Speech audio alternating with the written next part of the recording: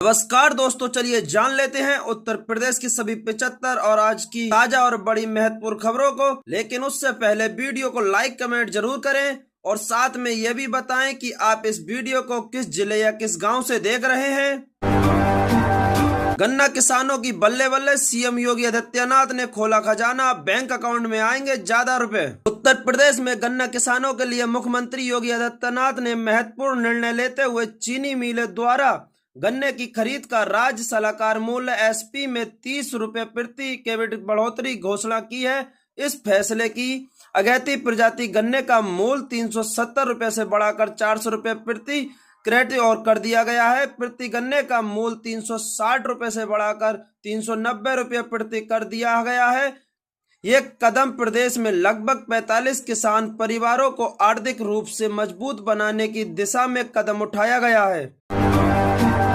UP में बड़े पैमाने पर आईएएस के तबादले, 3 कमिश्नर, 10 एसडीएम समेत 46 अधिकारी इधर से उधर। यूपी में एक बार फिर से तबादला एक्सप्रेस चली है। बड़े पैमाने पर आईएएस अफसरों में तबादले किए गए हैं। 46 अधिकारियों से इधर से उधर कर दिए गए हैं। कुछ अधिकारियों को अतिरिक्त जिम्मेदारी भी दी गई है। 3 मंडलयुक्त और 10 जिलों में एसडीएम बदले गए हैं। मिर्जापुर, सहारनपुर और मेरठ कमिश्नर बदले गए हैं। आदर्श, सीतापुर, बस्ती, सिद्धार्थनगर, त्रिकोट, कौशाम्बी, बलरामपुर, ललितपुर, श्रीवास्ती, रामपुर के जिला अधिकारियों को बदल दिया गया है। वाराणसी में तैनात 4 आईएएस अफसरों को जिम्मेदारी को बदला गया है। मुख्य विकास अधिकारी, विकास प्राधिकरण के उपाध्यक्ष, नगर आयुक्त, एसडीएम को फाइनेंस को बंद। यूपी में इन 7 शहरों में घर खरीदने के लिए खुशखबरी, कल से बुक होंगे सस्ते फ्लैट, जाने कैसे। उत्तर प्रदेश के 7 बड़े शहरों में घर खरीदने वालों के लिए खुशखबरी।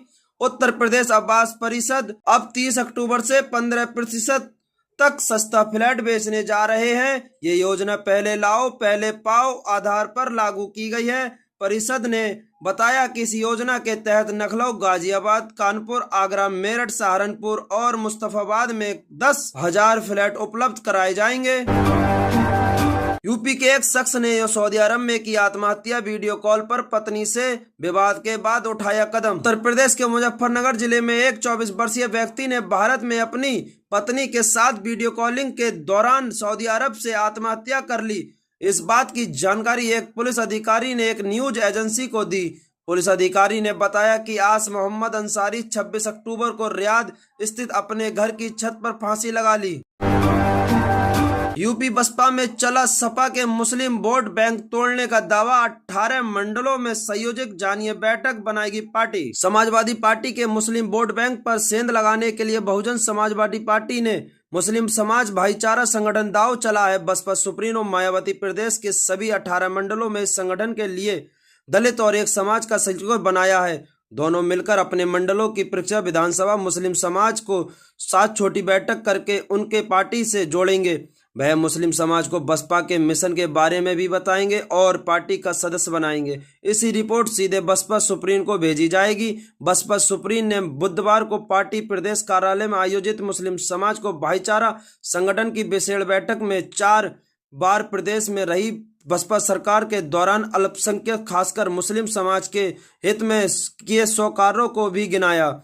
बैठक के दौरान पहली बार 2 पंथियों में मुस्लिम नेताओं को जगह दी गई है। इस दौरान पार्टी के राष्ट्रीय सचिव आकाश आनंद भी मौजूद थे। मायावती ने कहा कि बसपा सरकार मुस्लिम समाज के हित में कल्याण के साथ स्तर पर उचित भागीदारी निश्चित हो गई थी। उसके जान माल मजहब की हिफाजत, बेहतरीन कानून व्यवस्था को देकर की जातिवाद को खत्म किया। प्रदेश में पूरी तरह दंगा, शोषण और भय मुक्त किया। जबकि दूसरी पार्टियों के ऐसे दावे हवा हवाई हैं। इनके करने व करनी में जमीन आसमान का अंतर है। वे केवल वोट के लिए मुस्लिम का इस्तेमाल करते हैं। सरकार आने पर दलित या अन्य पिछड़ों को भी भूल जाते हैं।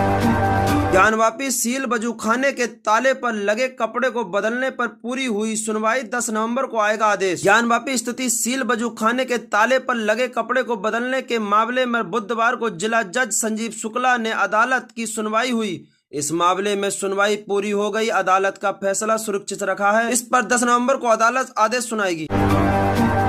गाजियाबाद गलत ऑपरेशन, निजी अस्पताल के खिलाफ शिकायत। गाजियाबाद जिले में विजयनगर स्थिति में निजी अस्पताल गलत ऑपरेशन कराने का आरोप है कि ऑपरेशन के बावजूद पीड़ित की हड्डी नहीं जुड़ी, जबकि 1.5 लाख रुपए खर्चा हो चुका है। सैनी बिहार निवासी सतीश ठाकुर ने बताया कि 3 माह पहले बाइक से गिरने पर उनके हाथ में फ्रैक्चर हुआ था। उन्होंने विजयनगर निजी अस्पताल में ऑपरेशन कराया, लेकिन डिस्चार्ज होने के बाद भी दर्द बना रहा।